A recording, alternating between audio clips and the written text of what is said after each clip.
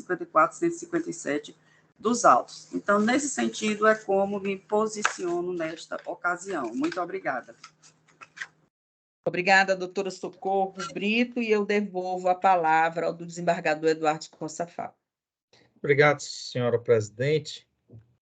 Cumprimento e parabenizo aí o doutor Abraão pela brilhante sustentação oral, também cumprimentando e parabenizando a doutora Socorro Brito. O voto que eu estou apresentando, a análise, a veneranda análise da Câmara, é exatamente a diretriz trilhada aí pela doutora Procuradoria-Geral de Justiça. Sem sombra de dúvidas, nós temos, além deste habeas corpus, que estamos agora julgando, nós temos 2 outros habeas corpus.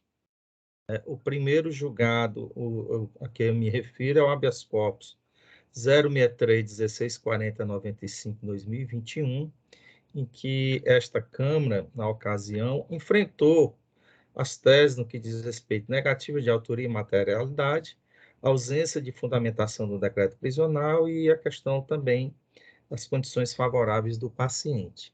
E hoje, também nós apreciamos um outro HC, que é o HC 063730388-2022, impetrado pelo Dr. Diego Lima Rios, em que ele também robustece aí a tese do Dr. Abraão, no que diz respeito ao alegado excesso de prazo. Como não houve sustentação oral, nós não conhecemos, mas foi aceita a proposta desta relatoria, no sentido de recomendar celeridade ao juiz de ir ao SUBA, no que diz respeito à tramitação do processo, bem como para que o juiz reavalie, e aí o doutor Abraão está correto, a cada 90 dias a prisão preventiva. De sorte, doutor Abraão, que nesta ocasião aqui eu não tenho outra opção a não ser trilhar a tese do não conhecimento primeiro, seja porque isso já foi objeto de análise em algumas das teses no primeiro HC e a outra tese, no que diz respeito a excesso de prazo, muito bem levantado por Vossa Excelência, a gente está já decidido, já acordo, já liberado nos autos, no sentido de recomendar ao juiz de ir ao SUBA, recomendando celeridade no processamento da ação e também reavaliação da prisão preventiva. Então, diante da avançada da hora, solicito autorização às eminentes desembargadoras para a leitura do projeto de emenda. Vou apenas fazer a leitura da chamada nas emendas. São 2 tópicos. Habeas corpus, penal e processo penal, estupro de vulnerável, artigo 217-A do Código Penal, prisão preventiva. 1. Tese de inexistência de materialidade delitiva, necessidade de realização de diligência, exame pericial, a fim de comprovar a inocência, ausência dos requisitos autorizadores da prisão preventiva e possibilidade de aplicação de medidas cautelares diversas, não conhecimento, coisa julgada, repetição de pedidos, matérias já analisadas no habeas corpus anterior, que é o 063-1640-95-2021-806, uma sequência de 4 zeros. Item 2, tese de excesso na formação de culpa, não conhecimento, litispendência, pleito idêntico formulado no bojo do HC 063-73-0388-2022, 806, na sequência de 4 zeros, impetrado a menos de 30 dias do presente right e incluso nesta mesma pauta de julgamento. Então, senhora presidente, eminente desembargadora Ilna, proposta de ordem não conhecida. É assim que voto.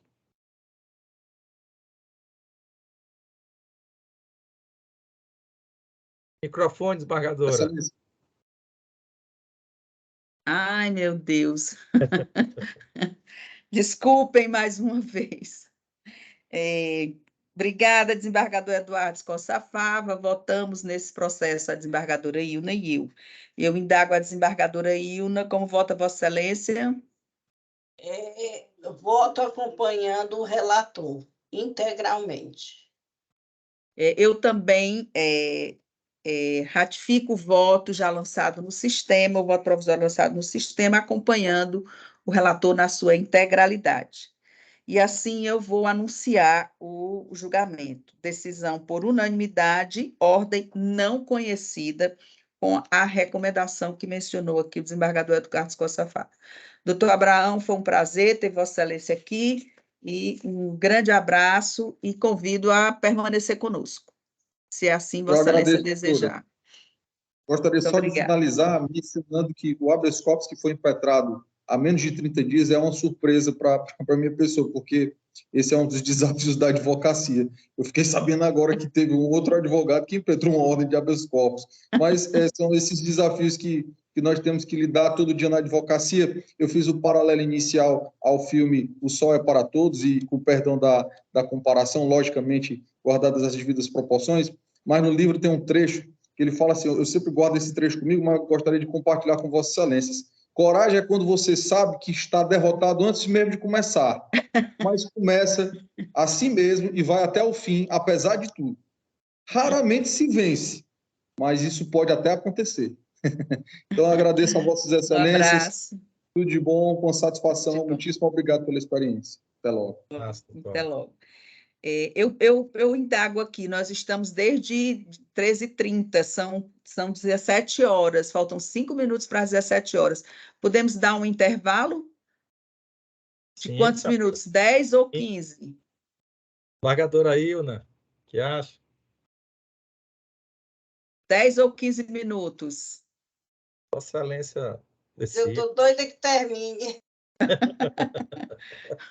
Mas vamos dar pelo menos de 10 minutos, que eu estou Tá. precisando desses 10 minutos, tá certo? Tá ótimo. Ok, então pronto, são... É a parada técnica, doutora Vângela. Exatamente.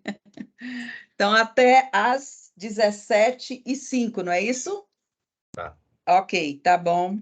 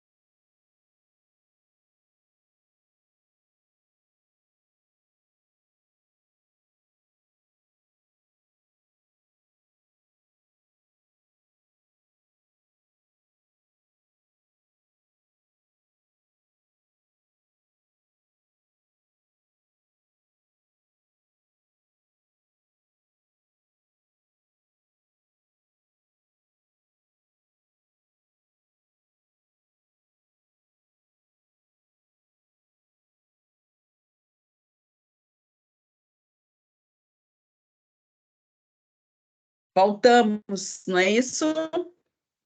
17h05. Estamos todos? Sim, estamos, doutor. Estou aqui, firme e forte. Desembargador Eduardo Costa Fava também? Senhora presidente, após. Pronto. Então, vamos para a 8ª sustentação oral, e o processo é o HC 0640759946, de minha relatoria. O advogado é o doutor Maírson Ferreira Castro, eu já o vejo aqui na tela. Seu áudio está funcionando, doutor Maírton? Sim, excelência. Obrigada, doutor Maírton. E eu vou, então, ler o relatório do HC. Cuida-se de habeas corpus liberatório com pedido liminar impetrado por Karina Brown. É Brown ou é Brauna? Porque não tinha aqui... Brauna. Não tinha o acento. Brauna Bruno, Carlos Henrique Regis Girão, Francisco Nandoval Alves Loyola, Maíson Ferreira Castro, em favor do paciente Pedro Henrique Cardoso Leite dos Santos, figurando como autoridade coator o juiz de direito da 5ª Vara do Júri da Comarca de Fortaleza. As folhas 1, 11, narra a parte impetrante que o paciente se encontra preso desde 9/6/2022 pela suposta prática de crime tipificado no artigo 157, parágrafo 2º, inciso 1, 3, 4, combinado com o 14, 2, e artigo 29, todos do Código Penal, artigo 148, 1, 4, parágrafo 2º do Código Penal e artigo 2º, parágrafo 2º da Lei 12.850 de 2013, sem qualquer previsão para término da instrução criminal, suscitando o excesso de prazo na formação da culpa. Aduz outro sim que a decisão que decretou a prisão preventiva é carente de fundamentação. Eu acho que aqui eu errei na capitulação. Aqui está 157. É o 121. Isso. Eu li errado aqui a capitulação, desculpem. Sem qualquer previsão para o término da instrução, suscitando excesso de prazo para a formação da culpa, aduz outro sim que a decisão que decretou a prisão preventiva é carente de fundamentação. Diante disso, o impetrante pugna pela concessão de medida liminar em habeas corpus para que seja determinada a expedição do competente alvará de soltura em favor do paciente, com ou sem aplicação de medidas cautelares. Pedido liminar negado, folhas 15 e 17, a douta Procuradoria manifestou-se pelo parcial provimento, aliás, parcial conhecimento e denegação da ordem. É o que havia de importante a relatar. Doutor Maírton, eu passo, então, a palavra a Vossa Excelência pelo tempo regulamentar. São 17h08. Vossa Excelência tem a palavra. Obrigado, excelência. Doutores desembargadores, ilustres membros do Ministério Público e da Defensoria Pública aqui presentes, demais colegas advogados e servidores deste tribunal, meus cumprimentos. Prometo que serei breve na minha manifestação.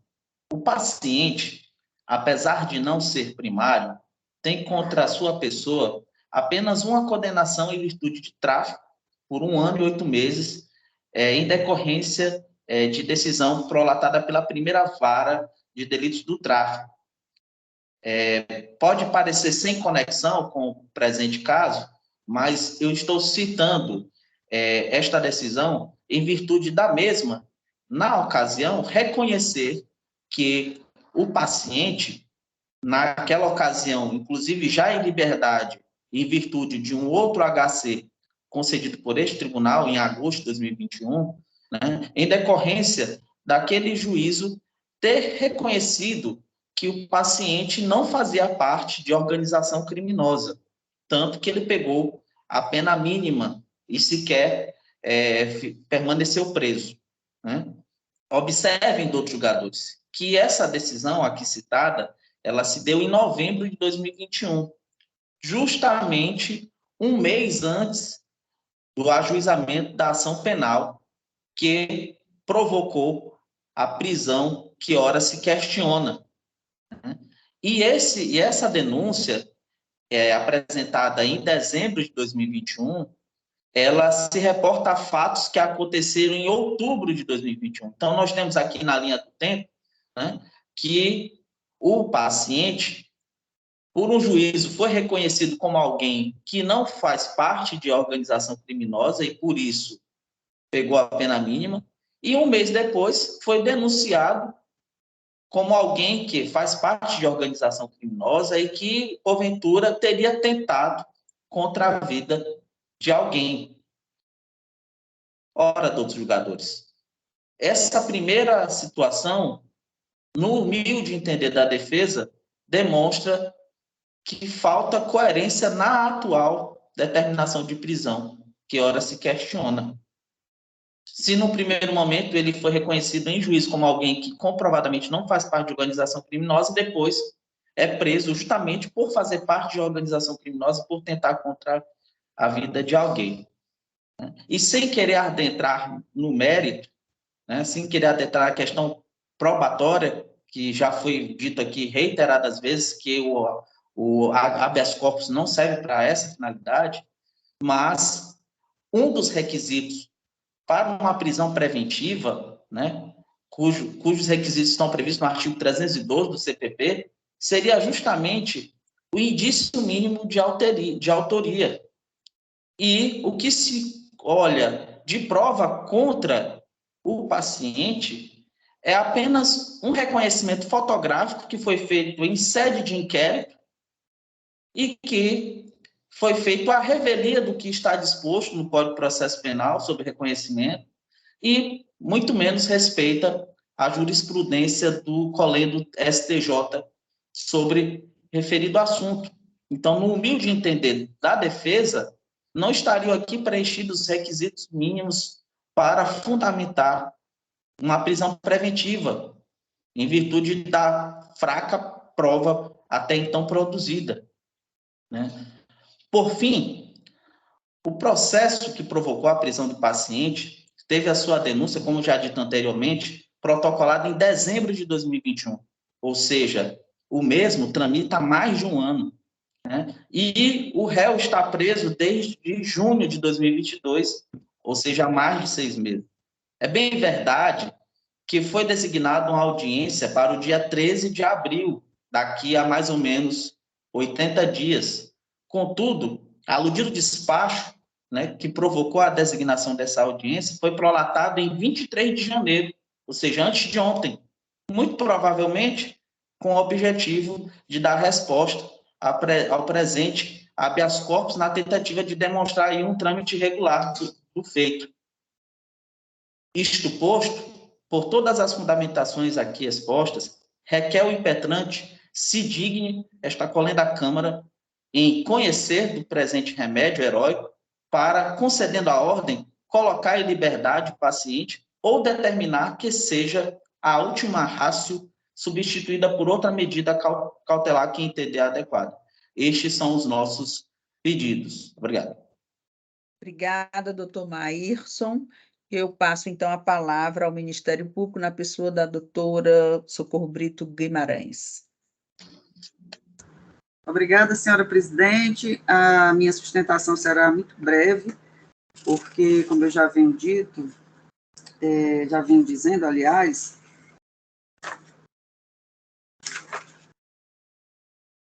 a procuradoria para a qual foi distribuído, né, a matéria já apreciou e já exarou a manifestação, e aqui consta as folhas 23, 27, a manifestação da 31ª Procuradoria de Justiça, em que ela vota pelo indeferimento, né, pela denegação da ordem.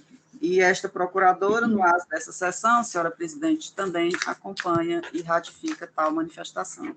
É nesse sentido como me manifesto. Muito obrigada. Obrigada, doutora Socorro Brito, e eu vou, então, pedir licença para fazer a leitura do voto do projeto de emenda na parte negritada e pedindo apenas um tempo, apenas uma pequena explicação. O doutor Maírson disse que não há provas de que o Pedro Henrique Cardoso Leite dos Santos, o paciente, conhecido por Pedrinho, seja integrante de facção criminosa. Mas, na verdade, esse fato se refere a uma infração já bastante conhecida da Câmara, dessa Câmara e das outras, de que alguém que não mais integra aquela facção, deixa aquela facção, ela é subjugada e condenada à morte, como é o caso aqui. E nessa subjugação há tortura. E aqui há indícios que estão sendo justamente considerados na instrução criminal, em que o Pedrinho, que é o paciente, juntamente com muitos outros, eles agrediram brutalmente a vítima, se eu não me engano, Emerson.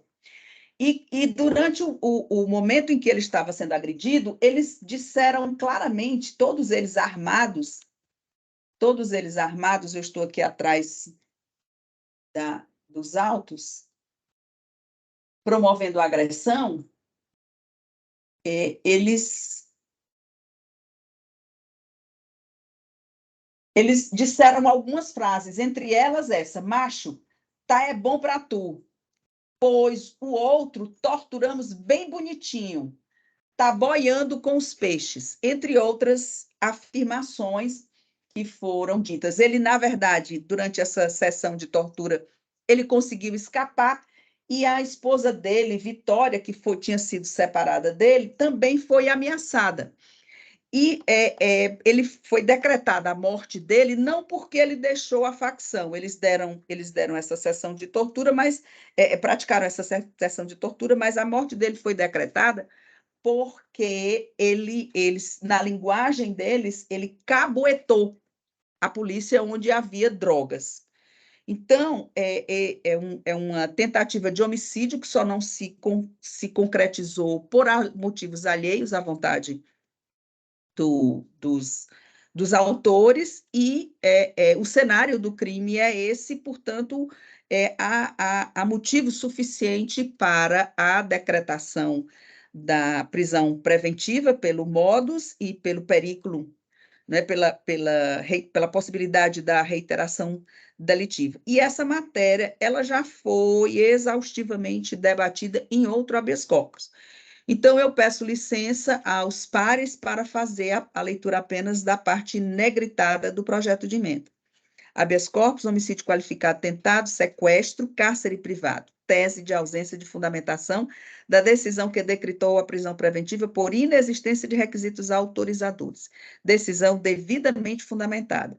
Matéria já exaustivamente debatida no habeas corpus 06203 6093/2022, repetição de pedidos, preclusão consumativa e coisa julgada material, tese de excesso de prazo na formação da culpa, demora não configurada, súmula número 15 do TJCE, pluralidade de réus, paciente que responde por outro processo e com condenação criminal transitada em julgado, aplicação das súmulas 52 e 63 do TJCE, prevalência do princípio da proibição da proteção insuficiente por parte do Estado. Insuficiência e a inadequação na aplicação de medidas cautelares diversas da prisão, habeas corpus parcialmente conhecido, e ordem denegada na extensão cognoscível como voto. Votam nesse habeas corpus o desembargador Eduardo Costa Fava e a desembargadora Ilna. Desembargadora Ilna, como vota Vossa Excelência? Voto acompanhando o voto de Sua Excelência. Obrigada, desembargadora Ilna. Desembargador Eduardo Costa Fava. Na mesma linha, senhora presidente, acompanho o voto de Vossa Excelência. Então, vou anunciar o julgamento, decisão por unanimidade, ordem parcialmente conhecida e denegada. Doutor Maíson, obrigada pela sua participação, parabéns pela brilhante sustentação oral.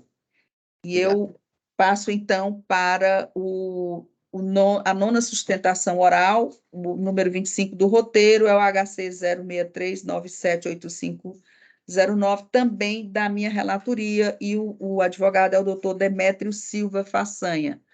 Boa tarde, doutor Demétrios. Boa tarde, excelências. É Demétrio Souza Façanha. Desculpe, é Souza mesmo. Aqui eu li Silva, mas está escrito Souza. Perdão.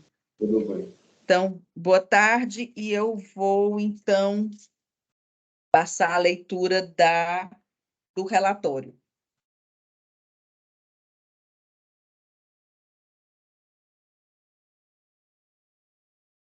Cuida-se de habeas corpus liberatório com pedido liminar impetrado por Demétrio Souza Façanha em favor da paciente Marleuda da Silva, figurando como autoridade coator o juiz de direito da Vara Única da Comarca de Guaraciaba do Norte, Ceará.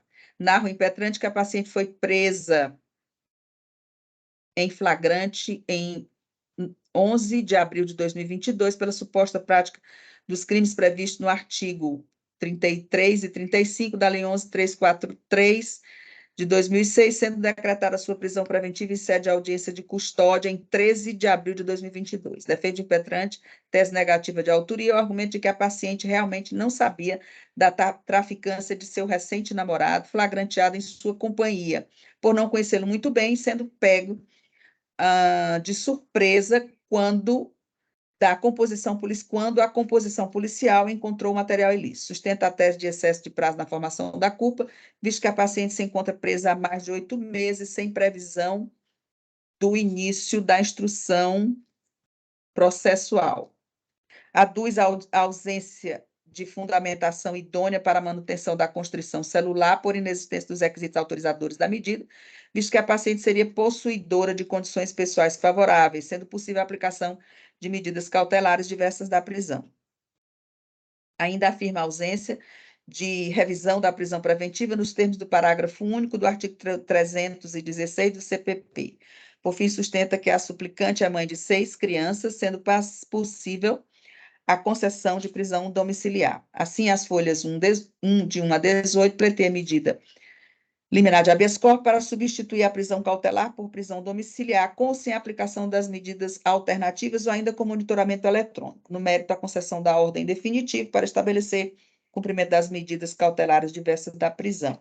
Documentação acostada às folhas 19 e 30, pedido liminar foi negado e a douta Procuradoria manifestou-se pelo não conhecimento da ordem em virtude da ausência de juntada de documentação que comprove que a paciente tenha pleiteado junto à autoridade impetrada pedido de relaxamento de prisão ou de prisão domiciliar. É o que há de relevante a ser relatado nesse procedimento.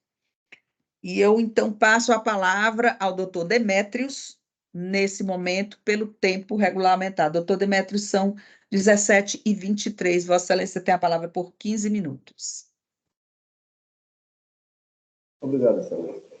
Boa tarde a todos os desembargadores dessas câmaras, representantes do Ministério Público, colegas advogados, Além. Presente remédio constitucional, Excelência, tem por objetivo não só a liberdade provisória com prisão domiciliar da paciente, mas resguardar a proteção de 6 filhos menores que estão desamparados e vivendo sob cuidado de terceiros. Não estamos aqui discutindo a gravidade do crime ou ainda as minúcias do fato. Aliás, o processo está em andamento, diga-se de passagem, estagnado, em face da impossibilidade de citação e intimação do corréu, que foi o único que conseguiu o alvará de soltura na audiência de custódia e aproveitou aí para sumir do mapa, né? Não tem nenhuma data prevista para início da instrução processual. Em virtude da prisão da paciente, todos os seus filhos estão em casa de outras pessoas que não têm suporte financeiro para suprir a necessidade dos menores, tampouco suporte afetivo adequado, pois vivem em total situação de abandono. Apesar da tentativa da avó dessas crianças, que cuida de 3 delas, não consegue sozinha suprir essas necessidades, tanto financeiras como suprir o lado afetivo, né, para todas elas, que foram piedosamente abandonadas aí pelos seus pais e atualmente a sua genitora encontra-se encarcerada. Inicialmente, a tese de supressão de instância prestado pelo Ministério Público não deve prosperar, visto que houve o pleito de liberdade provisória em sede de audiência de custódia, onde o magistrado fundamentou a manutenção da prisão preventiva.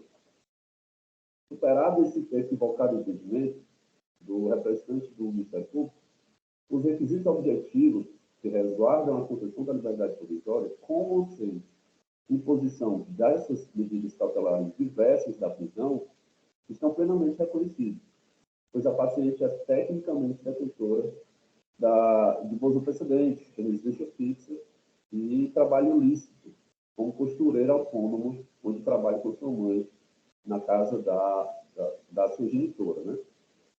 Apesar da paciente responder por outros processos da mesma natureza, cabe ressaltar que qualquer decisão denegatória não pode se fundamentar em inquéritos de procedimentos em andamento, de acordo com a previsão da súmula do 444 do STJ, exaustivamente aplicada em vários casos análogos.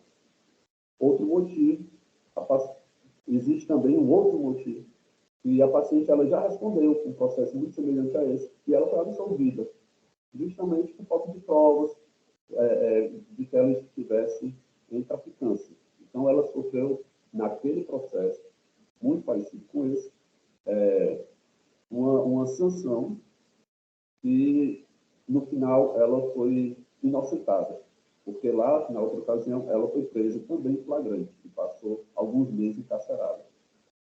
Pois bem, a previsão legal do artigo 318, inciso 5 do Código de Processo Penal, direciona para a prisão domiciliar a mulher com filhos de até 12 anos, e no caso tablado. A paciente é mãe de 6 filhos. Eu preferi destacar aqui no habeas corpus. Bernardo da Silva Gomes, 11 anos. Ana Bianca da Silva Lopes, 9 anos. Ana Kelly da Silva Lopes, 7 anos. Anderson Daniel da Silva Viana, 4 anos. Jennifer Sofia da Silva Gadelha, 3 anos. E Ângelo Gabriel da Silva, com apenas 2 anos de idade. Além da situação desses filhos, todos com menos de 12 anos, desamparados, como eles se encontram atualmente, não existe uma previsão para início da instrução processual, pois sequer o réu foi citado no processo, encontrando-se em local incerto. A paciente, que já está presa desde o dia 11 de abril do ano passado, já vai fazer 1 ano que está encarcerada. E não tem nem previsão quando é que vai iniciar a audiência de instrução e julgamento. Ainda cabe esclarecer que a paciente está presa na penitenciária de Sobral, distante mais de 260 quilômetros da capital, Fortaleza, ou ainda 4 horas de viagem, sem condições de visita por conta da distância da sua família, mesmo com um pedido que foi feito no processo original de transferência para outra unidade prisional mais próxima, que na ocasião foi fundamentada para tratamento de saúde, o qual foi negado pelo magistrado daquela comarca. Diante de todo exposto, Excelência, requer a concessão da ordem para garantir o atendimento ao artigo 318, inciso 5 do Código de Processo Penal, que resguarda a proteção dos menores, bem como fundamentado no excesso de formação de culpa, tendo vista em previsibilidade para início da instrução processual. Esse é o nosso pleito.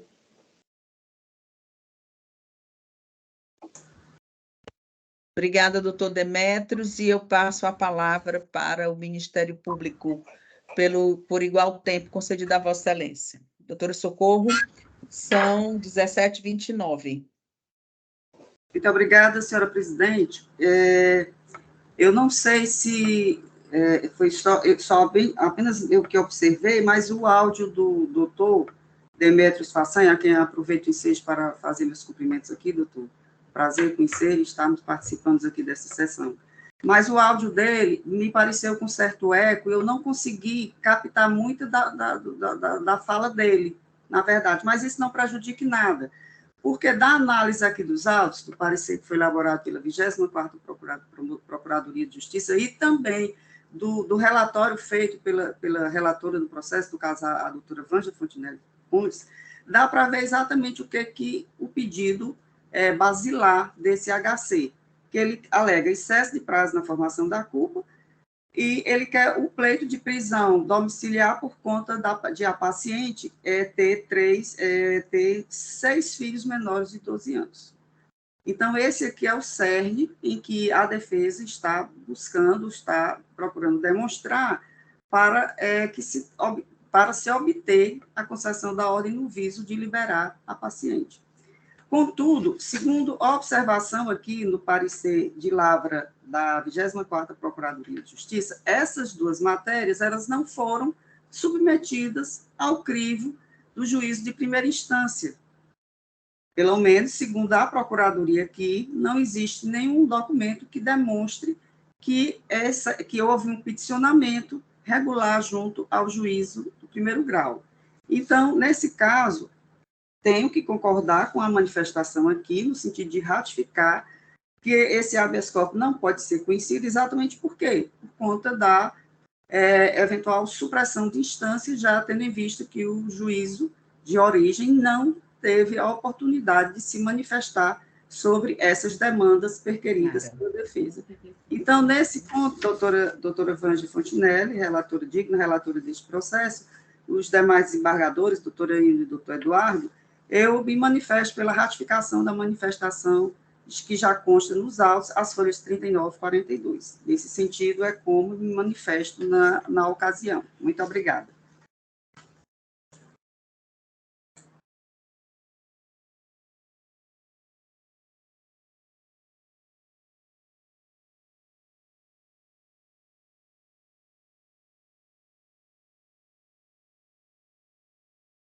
Parece que está travada aí. Acho que travou a doutora Vângela.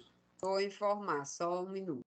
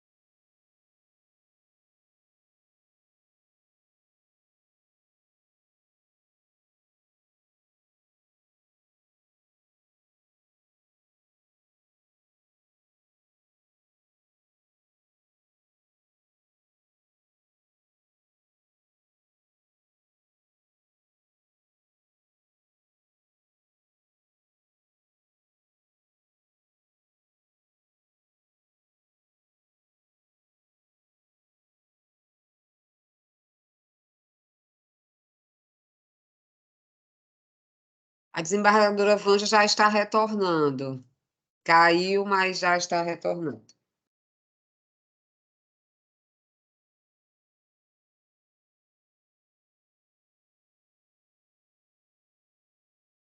Voltei.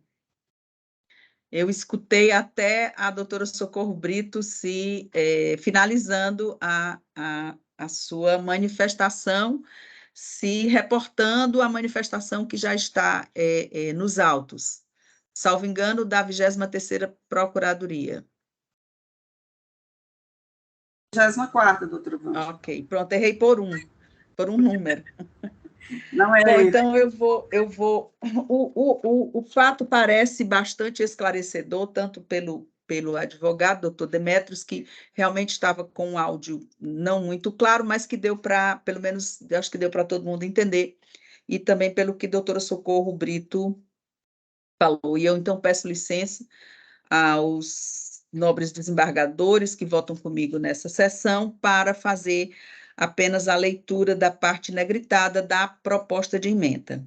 Habeas corpus, tráfico de drogas, associação para o tráfico de drogas.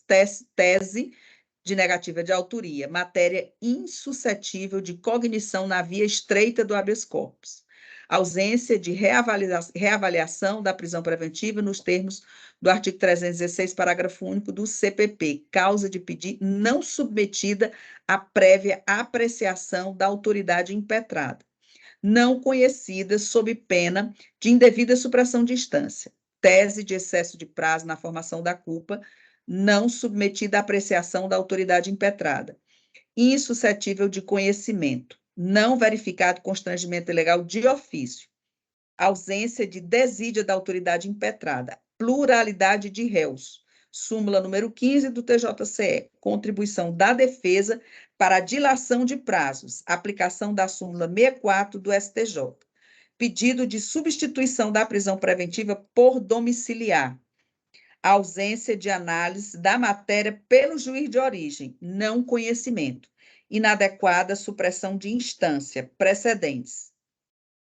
tese de ausência de fundamentação idônea para decretação da custódia cautelar, inocorrência, decisão plenamente fundamentada na garantia da ordem pública, fumus comissis delicti, e o periculo libertatis, devidamente demonstrados. Paciente que responde a outros processos. Súmula número 52 do TJCE, modus operandi, que revela insuficiência e inadequação na aplicação de medidas cautelares diversas da prisão. Habeas corpus parcialmente conhecido e ordem denegada na extensão cognoscível. É como voto. Desembargadora Ilna, como vota Vossa Excelência? Meu voto é de acordo com o voto de Vossa Excelência. Desembargador Eduardo Costa Fava, como vota? Eu também, senhora presidente, ratifico o voto provisório, sentido de acompanhar na íntegra o voto de Vossa Excelência. Obrigada, desembargador Eduardo Costa Fava. E eu anuncio o julgamento por unanimidade, ordem parcialmente conhecida e denegada. Obrigada, doutor Demétrios. Obrigado, Excelência. Bom trabalho. Até uma próxima vez, se Deus quiser. Até a próxima. A 10ª sustentação oral é o HC 0640712, número 72, da relatoria da desembargadora Ilna Lima de Castro. O advogado é o doutor Lauro Linhares Leite. Doutor Lauro, boa tarde. Boa tarde, doutora. Tudo bem? Tudo ótimo. Agora, então, eu passo a palavra à desembargadora Ilna para a leitura do seu relatório. Obrigada, presidente. Eu passo a ler o relatório. Trata-se de ação de habeas corpus com pedido em caráter liminar impetrado por Adriano Silva Urlandi e outros, em favor de Alisson Hervest Ferraz Serra, contra ato do juiz de direito da 2ª Vara Criminal de Fortaleza, Ceará, nos autos da ação penal de 02.18.2020.8.06.0001. Consta nos autos que, em 17 de maio de 2013, a vítima Ivanhoel Aguiar de Carvalho e a empresa JVS Engenharia Limitada, de propriedade do paciente, firmaram um contrato por meio de instrumento particular de compromisso de venda e compra de imóvel para entrega futura, tendo como objeto o apartamento 402, bloco 2, do residencial Monte Oreb, situado na rua Santa Rita, número 1140, bairro Alagadiço Novo, no total de R$ 201.887,53, a ser pago em prestações. Todavia, em 11 de 10 de 2017, suplicante após já ter recebido da vítima cerca de R$ 40.380, deu o apartamento em pagamento ao Banco Rodobens S.A. para quitar dívidas junto à referida instituição financeira, obtendo, assim, vantagem indevida em desfavor do ofendido. Dito isto, o Ministério Público ofereceu denúncia em fase de Alisson Herbst Ferraz Serra, pela prática do delito previsto no artigo 171, parágrafo 2º, inciso 2 do Código Penal, após a notícia-crime protocolada pelo suposto ofendido, em 2 de junho de 2022, acordo com os impetrantes com a intenção de compelir a rescisão e recebimento dos valores pagos. Sustenta os impetrantes que não existe causa para o recebimento da denúncia, uma vez que a suposta vítima já teria notificado o paciente em 18 de setembro de 2017, a respeito da ausência de interesse no imóvel, de modo que a referida notificação torna atípica a conduta do suplicante ao disponibilizar aquele imóvel para o Banco Rodobens S.A.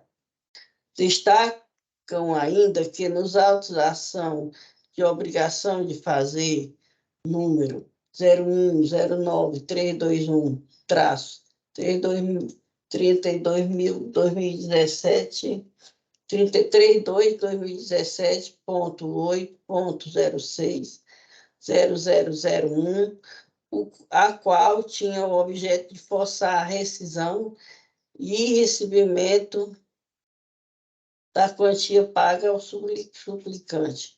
O paciente requereu em 29 de março de 2022 a extinção do processo com resolução do mérito por renúncia ao direito pleiteado. Alego em síntese ser evidente o constrangimento ilegal sofrido pelo paciente, uma vez que não existe justa causa hábil para a instauração da ação penal, destacando ainda a tipicidade da conduta do suplicante. Desse modo, concluem postulando a concessão da ordem liminarmente e no mérito, a sua confirmação com o trancamento da ação penal promovida em desfavor do suplicante, seja de forma total ou parcial. Foram juntados diversos documentos, as folhas 11/273. Autos foram distribuídos por equidade conforme termo de distribuição de folha 240. Decisão interlocutória proferida às folhas 241/244, indeferindo o pleito liminar. Ofício da apontada autoridade coatora, às folhas 247/249. A douta Procuradoria-Geral de Justiça manifestou-se pelo não conhecimento da ordem, conforme parecer as folhas 253/261. É o relatório. Passo a palavra ao presidente. Obrigada, desembargadora Ilna, e eu, então, passo imediatamente a palavra ao doutor Lauro Leite, pelo tempo regulamentar. Doutor Lauro, são 17h44, o senhor tem 15 minutos para sua sustentação oral. Boa tarde, nobres jogadores, presidente, presidente Vânia, doutor Eduardo, desembargador Eduardo, desembargadora Maria Ilna, doutora Sônia, do Ministério Público. Bem, eu sei, pelos estudos que fazemos, que para garantirmos o mérito do julgamento do habeas corpus, é necessário um fato superveniente. E o fato superveniente que eu trago, apesar de eu saber também que não se analisa provas em sede de habeas corpus, mas o fato superveniente que eu trago a conhecimento dos colegas dos julgadores é a questão de que a suposta vítima, ela abriu mão do direito, ela colocou na ação civil, ela protocolou na ação civil, dizendo que não tinha mais interesse da causa. Ela também notificou a empresa, no caso a JVS, dizendo que não tinha mais interesse da causa, que queria resolver a situação, mas talvez motivado pelo seu advogado, com uma certa preocupação ou ansiedade em ter seu dinheiro de volta, né? Ter seu patrimônio de volta, que ele alegou ter perdido, né, durante as investigações do processo criminal, né? Ele teve seu dinheiro de volta, seu patrimônio foi reconstituído. Então, assim, não vislumbro, né? Não vislumbro justa causa para o prosseguimento da ação penal. Inclusive, se assim for mantida esta ação, né, serão aplicados aí os efeitos da súmula 648 do STJ, né, que no momento em que há uma sentença condenatória, eu assistindo aqui os julgamentos anteriores, né, se a superveniência da sentença condenatória prejudica o pedido de trancamento da ação penal. Então, o momento oportuno de eu estar pedindo o trancamento da ação penal é nesse exato momento agora, tá? Em que há ainda uma ação penal em curso, né? Há um fato superveniente, né, que salta aos olhos, né, que foi apresentado no presente habeas corpus, né, para que a gente possa conseguir trancar a ação penal em trâmite na segunda vara criminal. Para conhecimento de se os senhores estiverem com os autos da ação penal, na verdade, com os autos do HC abertos, as folhas 12 e 13 eu colaciono aos habeas corpus o pedido que a vítima, né, o Francisco Ivanel, fez na ação civil, né? Inclusive na página seguinte consta o julgamento extinguindo com resolução do mérito a ação civil, né? E também colaciono também as folhas 16 e 17 as notificações em que foram feitas pela vítima dizendo que não tinha interesse em seguir com a ação, que não tinha interesse em promover, né, uma ação penal, e queria, na verdade, era reconstituir seu patrimônio, que assim foi feito. Tá? Então, eu sustento a questão do fato superveniente, tá? Para que possamos, assim, garantir solicitar, no caso, a possibilidade de estar se trancando a presente ação penal em trâmite na segunda vara criminal. Obrigado.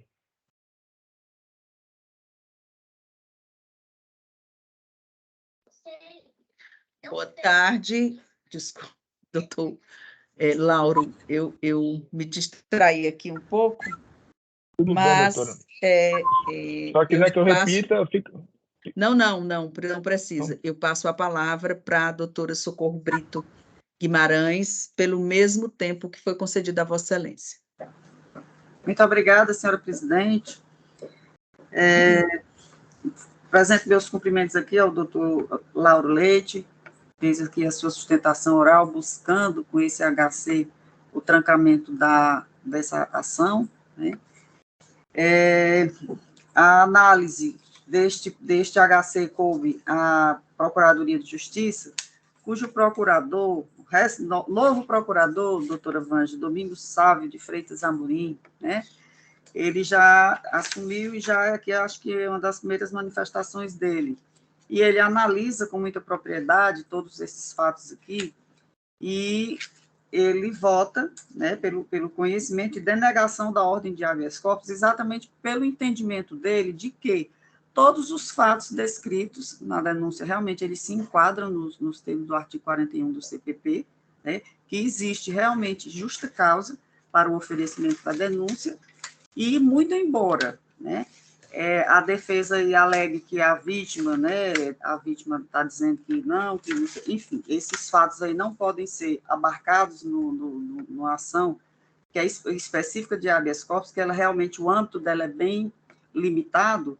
Então, eu acompanho a manifestação aqui do doutor Sávio Amorim, que ele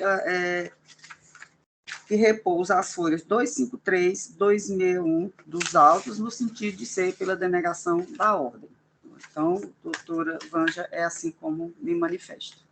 Obrigada, doutora Socorro Brito, e eu devolvo a palavra à doutora Maria Ilna Lima de Castro para a leitura do seu voto. Obrigada, presidente. Passo a ler o projeto de emenda. Emenda habeas corpus penal e processual penal. Estelionato majorado, do artigo 171, parágrafo 2º, inciso 2 do Código de Processo Penal, pleito de trancamento da ação penal. As teses do presente habeas corpus cingem-se à ausência de justa causa para a instauração da ação penal e a atipicidade da conduta do paciente. Inicialmente, cumpre ressaltar o pacífico entendimento jurisprudencial de que o trancamento da ação penal constitui medida excepcional. Em análise à denúncia oferecida em desfavor do paciente, verifica-se que a peça preenche os requisitos do artigo 41 do Código de Processo Penal, já que qualifica o acusado e atribui a ele uma conduta tipicamente prevista na legislação penal. Expõe os fatos criminosos com todas as circunstâncias e apresenta rol de testemunho. Não merece prosperar a tese de ausência de justa causa, uma vez que se observa que a exordial acusatória está instruída com provas documentais. Como declarações do suposto ofendido e depoimentos testemunhais, sendo, assim, possível verificar os indícios da infração supostamente praticada pelo paciente.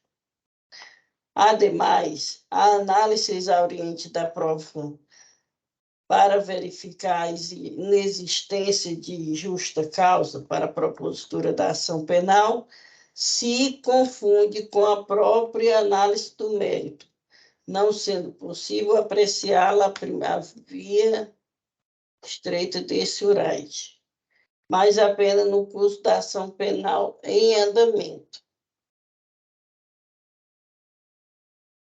Desse modo, não se verificam quaisquer das situações excepcionais passíveis de tratamento da ação penal no presente caso, reconhecendo-se ainda a incidência da súmula número 7 deste tribunal.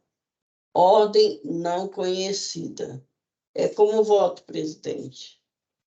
Obrigada, desembargadora Ilna. Votamos nesse processo, o desembargador Eduardo Costa Fava e eu. E eu ratifico o voto provisório lançado no sistema, acompanhando o voto de Vossa Excelência. Desembargador Eduardo Costa Fava, como vota? Pois não, senhora presidente.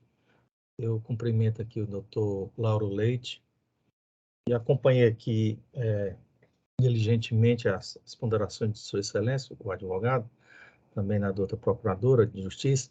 É uma questão interessante, né? Porque no momento do oferecimento da denúncia estavam presentes todos os requisitos. E muito bem ponderado aí pela desembargadora Ilna, de que esse fato superveniente a gente precisa analisar com maior profundidade. Né?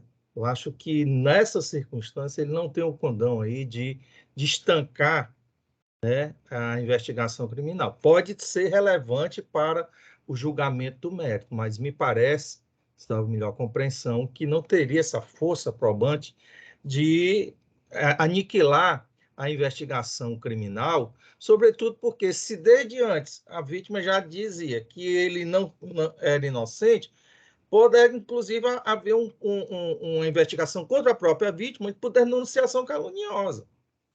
Então, como é que você instaura um procedimento sabendo que a pessoa é inocente? Então, por cautela, e não obstante o zelo da defesa, me parece que uma melhor solução é dar prosseguimento para que o juiz criminal observe com maior acuidade, numa cognição exauriente, em que circunstâncias volitivas ocorreu essa manifestação de vontade da vítima. Então, com essas brevíssimas considerações, senhora presidente, eu ratifico o voto provisório e acompanho o brilhante voto da eminente relatora. Obrigada, desembargador Eduardo. E eu anuncio o julgamento. A decisão é por unanimidade, ordem não conhecida. Vamos para a 11ª sustentação oral, que é o HC 064. Obrigado pela atenção, presidente. Boa tarde, Desculpe, doutor Lauro, era para eu ter me despedido do senhor. Estamos aqui desde 12 horas, 12h30, 1h30, na verdade. É verdade, a gente termina ficando confusa mesmo, mas eu agradeço aí a sua participação, parabenizo o senhor, peço desculpas aqui, genuflexada. Fique tranquila, viu? Agradeço a oportunidade de estar com todos vocês nessa tarde brilhante. Tá? Muito obrigado mais uma vez. Boa tarde, doutor Lauro. Até logo. Até logo. Então, eu anuncio o julgamento da 11ª sustentação oral, é o HC 064072741, o 38 do roteiro. O advogado é o doutor Jean Souza de Oliveira. Doutor Jean está presente. Boa tarde, doutor Jean. Boa tarde, doutora Vânia Fontinelli. Prazer. Estou sim. O prazer é nosso. O prazer é nosso. E agora eu não vou mais ser tão ligeira como eu fui com o doutor Lauro. Mas os senhores me escutam bem? Sim, pode ficar tranquilo. Então, o HC anunciado é da minha relatoria. E eu passo, então, a leitura do relatório. Trata-se de habeas corpus com pedido de liminar impetrado por Jean Souza de Oliveira em favor do paciente Francisco Marcílio de Souza Martins, insurgindo-se em face da decisão proferida pelo juiz de direito da Vara de Delitos de Organizações Criminosas da Comarca de Fortaleza. As folhas 1 e 4 alega a parte impetrante que a decisão que determinou a prisão preventiva em desfavor do investigado não foi devidamente fundamentada, mormente porque o paciente possuiria condições pessoais favoráveis, sendo as medidas cautelares diversas da segregação adequadas e suficientes para a hipótese desses autos.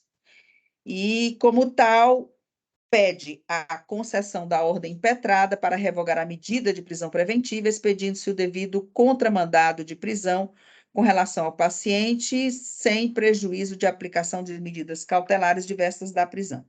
A douta Procuradoria de Justiça manifestou-se pelo conhecimento e denegação da ordem. Vieram os autos conclusos e é o que há de relevante para ser consignado no presente relatório. Doutor Jean, são 17h59 e eu passo a palavra a Vossa Excelência para a sua sustentação oral pelo tempo regulamentar. Perfeito. Boa tarde a todos. Daqui a mais ou menos um giro do relógio, boa noite a todos. Gostaria de saudar esta segunda Câmara Criminal do Tribunal de Justiça do Estado do Ceará. Gostaria de saudar a desembargadora, presidente e relatora do presente habeas corpus, doutora Vânia Fontinelli Pontes.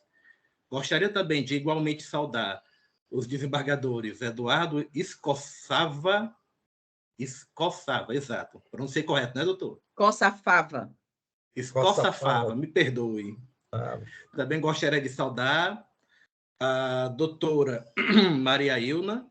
Gostaria de saudar também a defensora pública, doutora Sandra Donti. E também gostaria de saudar a membro do Ministério Público, atuante nesta segunda Câmara, doutora Socorro Brito. Por último, porém não menos importante, gostaria de saudar a doutora Ana Amélia Feitosa, sempre com muita presteza, ajudando no que pode, nós advogados. Então, assim, todos os que eu já comentei e advogados que também presenciam a presente sessão, gostaria de saudar a todos e desejar a todos um feliz ano novo, cheio de paz, saúde, que é muito importante. Tanto saúde, o resto é mais fácil de conseguir. Doutores e doutoras, o presente habeas corpus trata-se de uma decisão preventiva, um pedido autorizado pelo juiz da vara de organizações criminosas, datada de agosto de 2022. Pelo princípio da honestidade, eu tenho que informar que esse mandado de prisão ele ainda não foi cumprido. E o mesmo paciente ele encontra-se até a presente data, ainda não se apresentou à unidade prisional para poder cumprir o mandado de prisão dele. O que ocorre? Ele foi denunciado por ter praticado, supostamente, os crimes descritos no artigo 2º, parágrafo 2º, da Lei 12.850, e artigo 33 e 35 da Lei 11.343 de 2006. Ou seja, supostamente ter praticado o crime de tráfico de drogas e também, supostamente, participar de organização criminosa. Eu sei que o presente habeas corpus ele não permite a dilação e a avaliação das provas constantes no processo principal. Porém, é importante informar, doutora Vanja, que a única prova que o Ministério Público ele possui para poder pedir a prisão preventiva é uma interceptação telefônica de um número de celular que não pertence ao paciente e que em uma dessas interceptações, o mesmo informou que o nome dele era o meu paciente. Então, essa é a única prova que o Ministério Público possui e que o fez pedir a prisão preventiva do paciente e que foi autorizado pelo juiz da vara de organização criminosa. Doutora Socorro, doutora Sandra também, se verificarem o presente processo, além da prova praticamente impossível de decretar a prisão preventiva, o paciente ele possui condições favoráveis para que seja determinada qualquer outra medida que não seja a prisão. Percebe-se que, na decisão de prisão preventiva, ocorreu, no entender dessa defesa técnica, uma grande desproporcionalidade entre as condições do acusado e o que foi decretado, que no caso foi a prisão preventiva. Se analisarem, o mesmo é primário, tem bons antecedentes, não tem um processo na ficha dele que não seja este pelo qual ele está sendo acusado. O mesmo não possui nenhum processo de seu desfavor, possui bons antecedentes, é uma pessoa muito bem relacionada na comunidade, tanto é que foi juntado ao presente habeas corpus declaração de 3 pessoas da comunidade, onde seus signatários também apresentaram o documento de identificação e comprovante de residência, no qual informam que conhecem ele há mais de 5 anos, sabem que ele é uma pessoa de boa índole, que não tem conhecimento da atividade dele com nada de ilegal. Da mesma maneira, o mesmo possui a declaração de residência, onde, caso Vossa Excelência entendam de ele permanecer, de revogar a prisão preventiva dele ou de determinar alguma outra medida diversa da prisão, ele tem residência fixa, do qual pode ser alocado uma tornozeleira nele e ele possa cumprir a pena em liberdade, em prisão domiciliar, desculpe. Também percebe-se que ele possui uma filha menor, do qual eu não vou pronunciar o nome dela para não expô-la, mas ela nasceu em 8 de outubro de 2022, ou seja, com menos de 1 ano de idade, e também do qual depende a filha dele e a sua companheira do trabalho do paciente. Também é importante evidenciar, excelências, que se forem analisar do modo econômico, é sabido que a alocação de uma tornozeleira nele sai bem mais em conta, ou seja, economicamente é bem mais viável ao Estado do que mantê-lo numa prisão, numa unidade prisional. E também é importante avaliar que ele está sendo acusado, sem nenhuma prova contundente, de pertencer à organização criminosa. E é muito importante, Vossa Excelência, claro, sabem, mas é muito importante reforçar que a sina de uma pessoa que é mandada para uma unidade prisional, infelizmente, essa é a verdade, tem que ser dita, a pessoa ela é encaminhada para uma unidade prisional, ela vai para uma cela insalubre e perigosa, ela, para poder se manter viva, e sim, essa é a palavra que tem que ser dita, para se manter viva na unidade prisional, onde nós sabemos que a Secretaria de Administração Penitenciária ela tem pouquíssimo controle, na verdade, sobre as unidades prisionais, para as pessoas se manter viva e conseguir responder o seu processo, eles são captados dentro das unidades prisionais para poder, aí sim, pertencer a alguma organização criminosa. Então, ele não pertence a uma organização criminosa. Se ele for para uma unidade prisional, aí sim é que ele vai ser cooptado para poder pertencer, e assim sim existe a possibilidade muito grande dele cometer algum crime. Não porque ele quer, mas sim porque, infelizmente, essa é a realidade das unidades prisionais.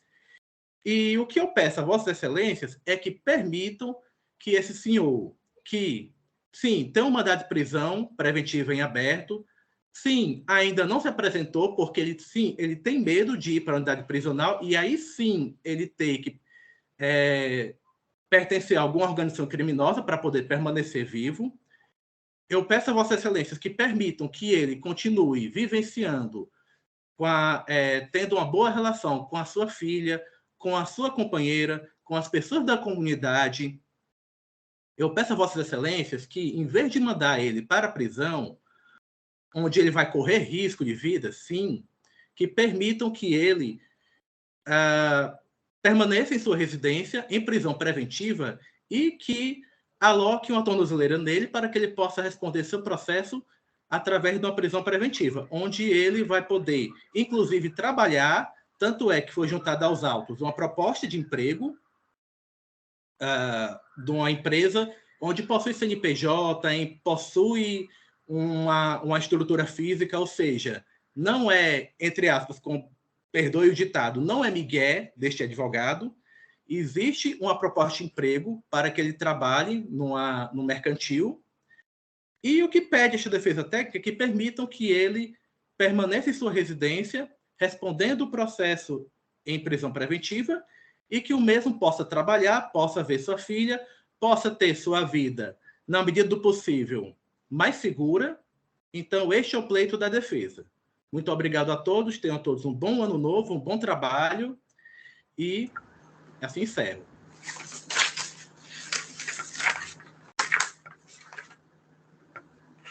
Presidente, o microfone. Desculpem. Obrigada, doutor Jean. E eu passo imediatamente a palavra à doutora Socorro Brito Guimarães para a sua sustentação oral. Muito obrigada, doutora Vângela. Meus cumprimentos, doutor Jean Souza de Oliveira, que acabou de fazer aqui a sua sustentação oral. Renovo meus cumprimentos ao doutor Eduardo Costa Papa, doutora Hilda. E, senhora presidente, permita-me aqui ler alguns trechos que me chamaram a atenção nesse HC, porque pela sustentação oral aqui, feita pela defesa, qual é o objetivo desse HC? O objetivo, no meu entender, é a expedição de um contramandado para evitar a prisão de Francisco Marcílio de Souza Martins. Ele alega, né, que ele está com medo de se entregar, ou seja, ele não está preso. O mandado não foi cumprido e o objetivo desse HC é exatamente a expedição de um contramandado. Aí eu peço permissão para ler uns pequenos trechos aqui da manifestação que já consta nos autos, a manifestação da Procuradoria-Geral de Justiça. Então, vou aqui abrir aspas. Os documentos dos autos noticiam que chegaram diversas notícias crimes acerca de uma atual e acirrada disputa territorial entre indivíduos envolvidos diretamente com o tráfico de drogas e delitos conexos, homicídios, roubos, etc. No âmbito dos bairros Barroso, Messejana, Curió, Grajeru, Lagoa Redonda, Janguruçu, Parque Santa Maria, Coaçu, Ancuri, Palpinas, São Bento, Ancuri, Pedras, Conjunto Palmeiras e adjacências, todos pertencentes à Área Integrada de Segurança 3. Apurou-se que um dos fatores que rendeu ensejo à sangrenta disputa pelo domínio territorial do tráfico de drogas teria sido a cisão entre lideranças da facção organização criminosa autodenominada, abro aspas, Comando Vermelho, que culminou na tentativa por parte de diversos criminosos de se desvincularem da referida facção criminosa, causando uma verdadeira guerra no território cearense.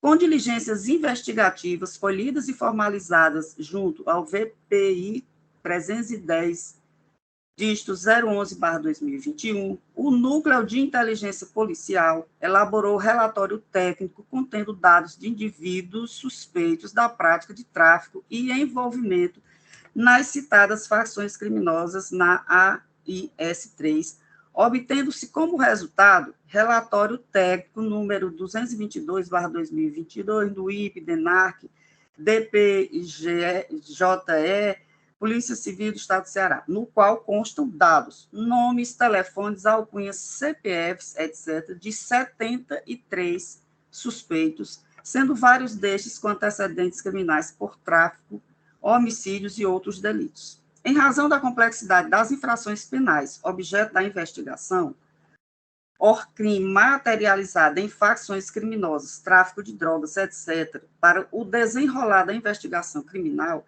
foi necessário representar por autorização judicial de interceptação telefônica e quebra de sigilo de dados telemáticos. Após um deferimento judicial de interceptação telefônica e quebra do sigilo telemático, e aqui tem um número do procedimento, 026-20-90, dígito 83, 2021-806-001, foi possível especificar as condutas e elaborar relatórios individuais. Assim, chegou-se à identificação de 37 investigados, a respeito dos quais o substrato probatório amealhado revela a prática dos delitos, sobretudo tráfico de drogas na área integrada de segurança 03. No que diz respeito ao envolvimento dos representados em ORCRIM, a autoridade policial destacou que a disputa pelo domínio do tráfico entre integrantes da facção criminosa Comando Vermelho e outros indivíduos que tentam fundar uma nova facção, atualmente denominada como Massa, tendo como epicentro a área integrada de segurança 3. Então, esse aqui praticamente é digamos aqui, o cerne da questão.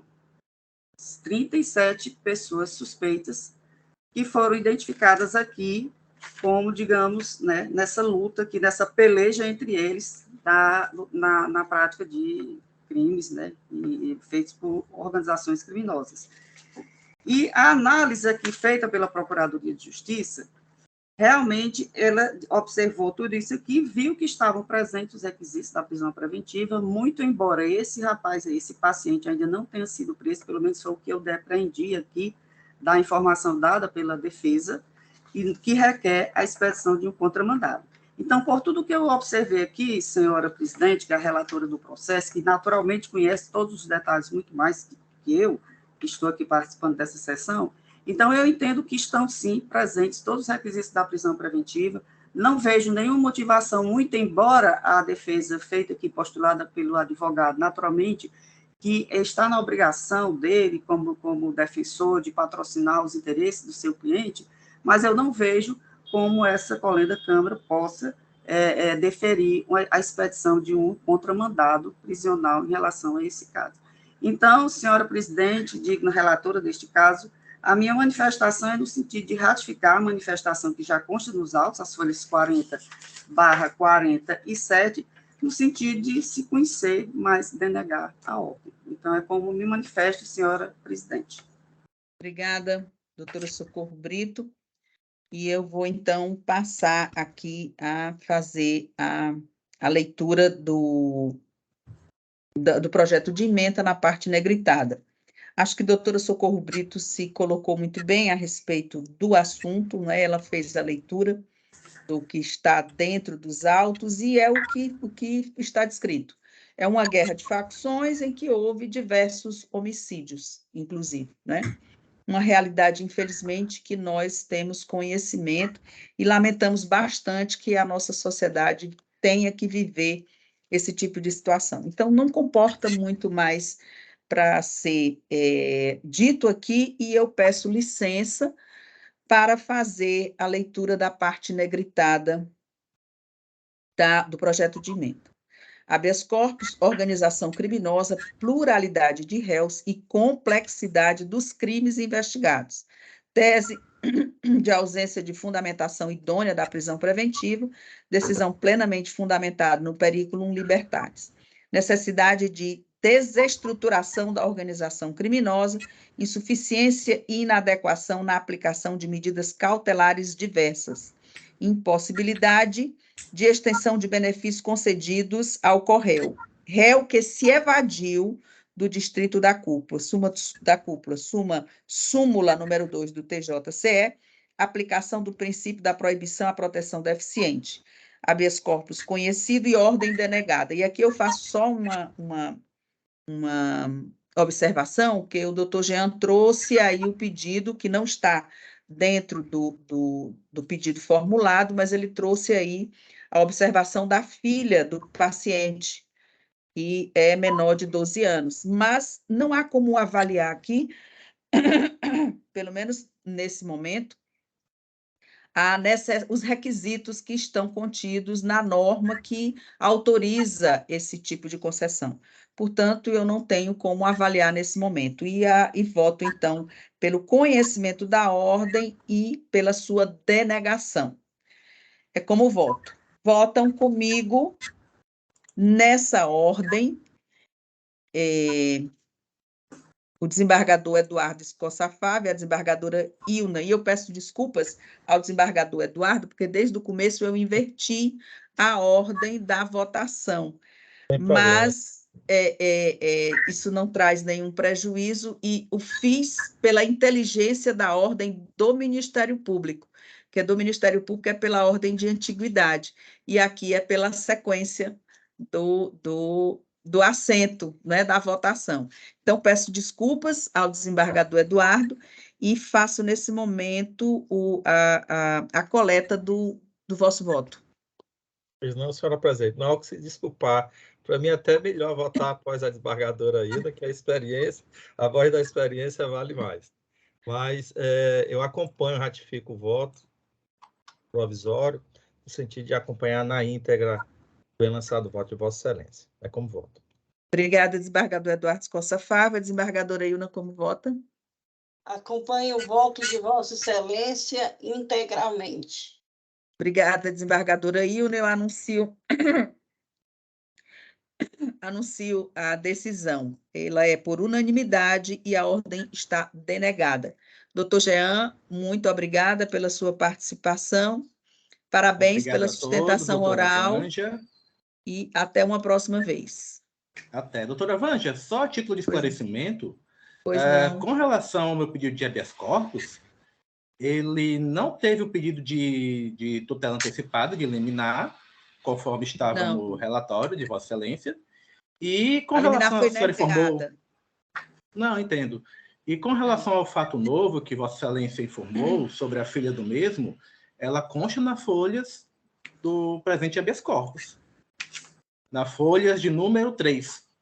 Mas não houve os requisitos, não foram justificados os requisitos, não foram apresentados os requisitos para a concessão. Ok? Perfeito, então. Muitíssimo obrigado. Tenham todos um bom trabalho. Obrigada, doutor Jean.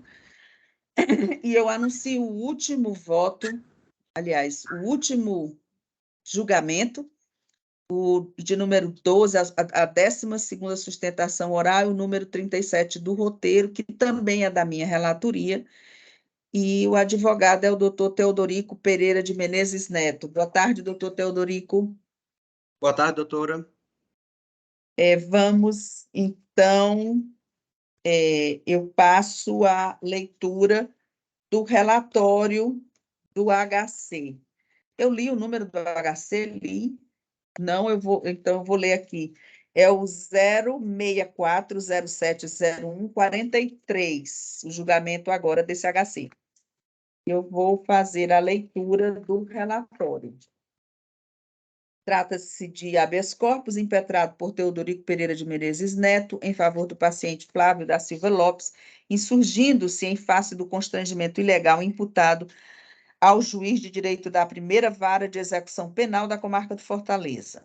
As folhas 1, 9, narra a parte impetrante que o paciente foi condenado à pena de 15 anos e 4 meses de reclusão em regime inicialmente fechado, já tendo cumprido 7 anos, 11 meses e 17 dias da pena, sustentando o direito de progressão ao regime aberto, que se configurou no dia 11 de novembro de 2022. Assim, o impetrante sustenta a necessidade de recalcular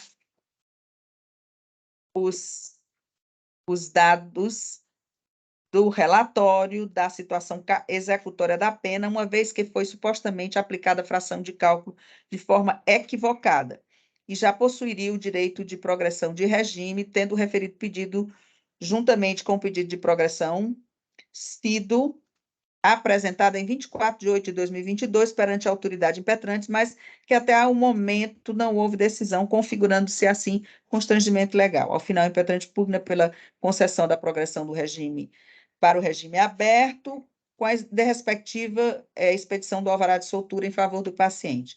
Documentação acostada, a douta Procuradoria manifestou-se pelo não conhecimento do habeas corpus, mas pela recomendação para determinar que a autoridade impetrada proceda à análise dos pedidos realizados na origem com urgência. É o que há de relevante para o momento. Doutor Teodorico, o senhor tem a palavra para fazer sua sustentação oral. São 18h22. Boa noite, e o senhor está com a palavra. Muito obrigado, Excelência. Boa noite a todos. Inicialmente, gostaria de cumprimentar a relatora do processo, desembargadora Vângela Fontinelli Pontes. Estendo a saudação aos demais julgadores, ao representante do Ministério Público, serventuários e colegas advogados que se fazem presente nessa sessão. Excelências, cuida-se de ordem de habeas corpus impetrada em favor de Flávio da Silva Lopes, em virtude do constrangimento ilegal à liberdade ambulatorial do paciente por ato não praticado pelo juiz da execução penal. O paciente encontra-se cumprindo pena privativa de liberdade de 15 anos e 4 meses, desde o dia 5 de dezembro de 2015, totalizando mais de 8 anos de prisão. Atualmente, o paciente encontra-se cumprindo a pena em regime semiaberto, desde o dia 16 de maio de 2021. No entanto, somente foi concedida a progressão de regime em abril de 2022, sendo a demora causada pela inércia da autoridade coatora, pois a Defensoria Pública, na época, apresentou o pedido de progressão de regime exatamente no dia que o paciente fez jus à progressão de regime. Porém, no corrente ano em que obteve direito à progressão de regime, 2021, não foi nem intimado o Ministério Público. Só havendo essa intimação quando houve a constituição do impetrante, hora aqui presente. E então, em fevereiro, houve a reiteração dos pedidos, e então é que houve a movimentação. Além da demora excessiva, de quase 1 ano para apreciar o pedido de progressão, verifica-se que houve um grave erro na execução penal, que acarretou excesso de execução penal. O primeiro cálculo de execução penal, que foi realizado em 2020, durante a vigência do pacote anticrime, da Lei 13.964, que passou a exigir, para aplicar a fração mais gravosa, 3/5 correspondente a 60%, a reincidência específica em crime hediondo. No caso, o paciente ele tem um crime de tráfico, né, único hediondo, e a primeira condenação de tráfico diz respeito ao tráfico privilegiado, portanto, só há um crime hediondo. Foi feito esse pedido por magistrado, mas não houve apreciação. Inclusive, o Ministério Público manifestou-se favorável à retificação do cálculo de execução penal. Foi feito também pedido de remissão da pena, com o parecer do Ministério Público. Foi feito até apresentado para o magistrado um cálculo, né, de como seria, inclusive com data para setembro, salvo engano, do regime aberto do paciente, mas até agora, sem qualquer decisão da autoridade coatora, encontrando-se o processo concluído desde o dia 1º de setembro de 2022. Aqui, antes de entrar no mérito do remédio constitucional, a defesa discorda do parecer do Ministério Público no que diz respeito ao conhecimento da ordem de habeas corpus, sob o fundamento de não ser a via eleita para discutir essa matéria. Data vênia, verifica-se que é plenamente cabível a impetração constitucional, no caso em análise, de modo que a mora processual submete o paciente a permanecer preso por mais tempo do que a lei determina, encontrando um amparo no artigo 648, inciso 2º do Código de Processo Penal.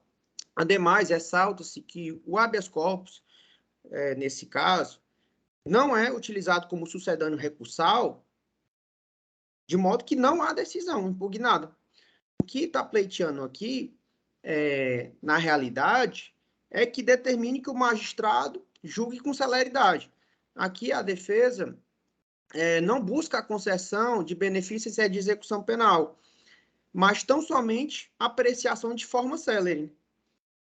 Com relação ao mérito, vislumbra-se através do quadro fático, da documentação processual acostado nos autos do habeas, que a inércia da autoridade coatora mostra completamente injustificada, visto que as decisões em sede de execução penal não apresentam qualquer complexidade.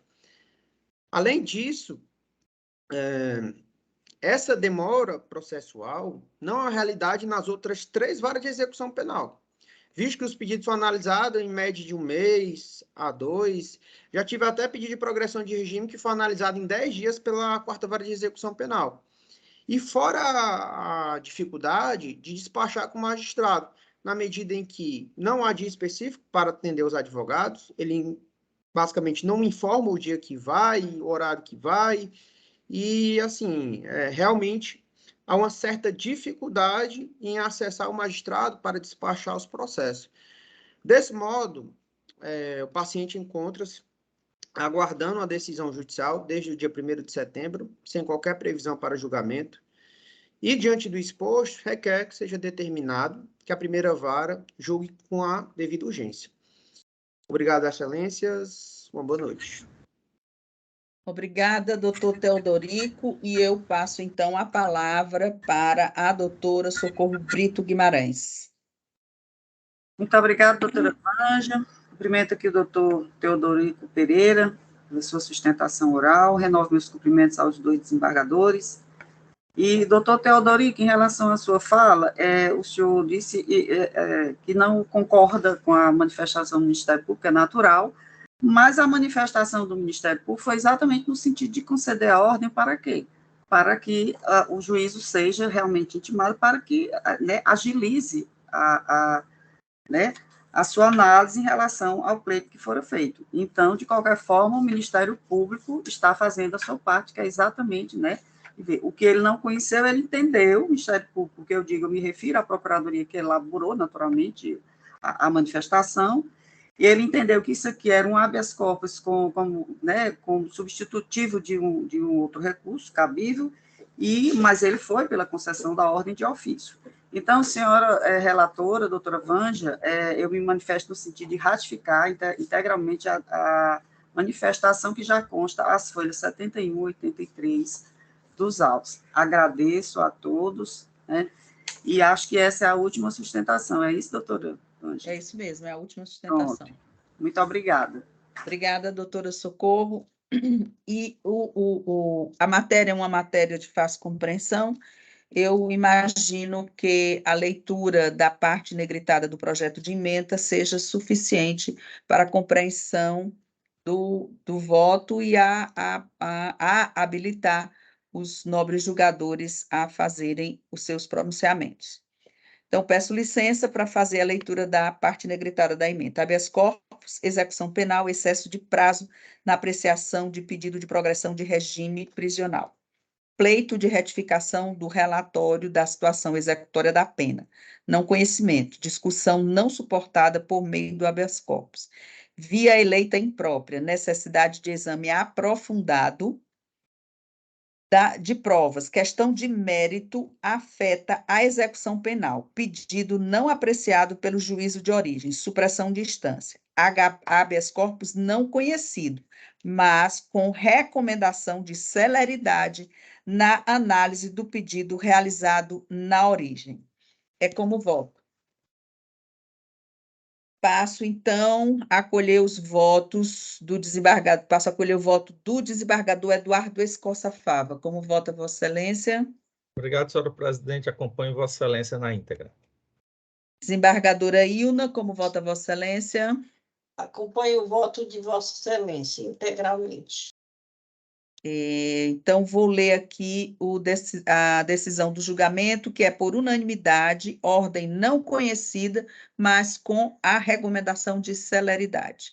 Doutor Teodorico, obrigada pela sua sustentação oral, e eu acho que a pretensão de Vossa Excelência terminou sendo atendida. Então, está encerrada a nossa sessão. E eu tenho aqui um voto para pedir, um voto de congratulações, aliás, 2 votos de congratulações. O primeiro é a desembargadora Nailde, desembargador Abelardo, desembargador Paulo Ayrton, que encerram aí as suas administrações, o voto de congratulações com os parabéns aos 3 pela gestão tão exitosa e profícua que foi a gestão deles. Todos de acordo? De acordo, senhora presidente. Justa homenagem. A Defensoria se acosta, o Ministério Público também? Completamente. Merecido. Perfeitamente, doutora Ângela. Doutora Vanja, eu fiz a... Ser confundido com a doutora Ângela Gondim é um privilégio, um grande prazer e um elogio. E o outro voto é também de congratulações, desejando sucesso à nova administração, dirigidos ao desembargador Abelardo, ao desembargador Heráclito Vieira e à desembargadora Edna Martins. Sucesso aí na administração. Todos de acordo? De acordo, senhora. Todos de acordo, doutora Vanja. Então, a secretaria para providenciar os expedientes, não é? Mais alguma manifestação, algum requerimento? Não, senhora presidente. Não, doutora Vanja, eu quero apenas registrar, fazer aqui já no final meus cumprimentos à doutora Sandra Donde. Doutora, prazer renovado estarmos aqui participando da sessão, tá certo? Então, eu aproveito para me despedir, né? Porque doutor Eduardo Escossa Fava, foi um prazer demais, doutora Ilna. Doutora Vanja, o prazer mais imenso ainda de estar aqui nessa sessão. Com certeza, doutora Socorro, o prazer é todo nosso.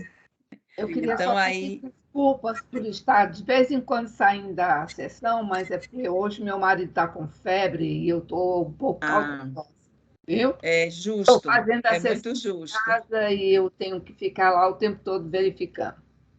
Tá bom. Então, nós está encerrada a sessão, agradecendo a presença de todos, da doutora Ana Amélia, que, como sempre, aí é muito bem mencionada pelos advogados, a todos os servidores da Câmara e os servidores que estão nos gabinetes até essa hora. Terminamos cedo hoje, né? e renovando aí as felicitações para o ano que estamos iniciando, com o desejo de muitos e profícuos julgamentos. Uma boa noite. Boa noite. Até a próxima Boa noite. semana. Boa semana.